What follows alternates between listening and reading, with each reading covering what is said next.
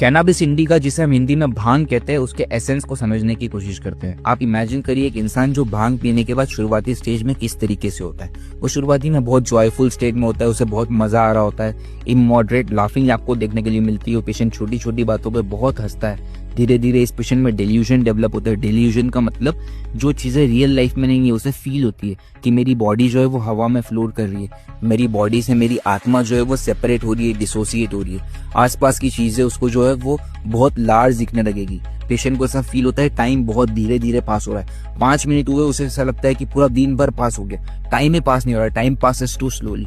और ये सब डिल्यूजन के चलते हुए पेशेंट को एंजाइटी फॉर हेल्थ डेवलप होने लगती है। उसे ऐसा फील होता है यार मैं पागलपन की तरफ, इंसैनिटी की तरफ तो नहीं, बट वो फियर ऑफ इंसैनिटी आने लगता है। इस पेशेंट में आपको ओवर क्राउडिंग ऑफ थॉट देखने के लिए मिलेगा।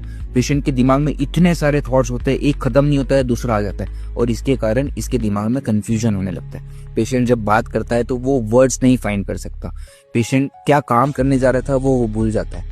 बट आपके सामने जब वो बैठा रहेगा या कहीं पे भी, वो बहुत थियराइजिंग करता है। एक टॉपिक को बहुत ही फैंटास्टिक तरीके से, बहुत ही बड़े तरीके से थियरी बना के सामने प्रेजेंट करता है।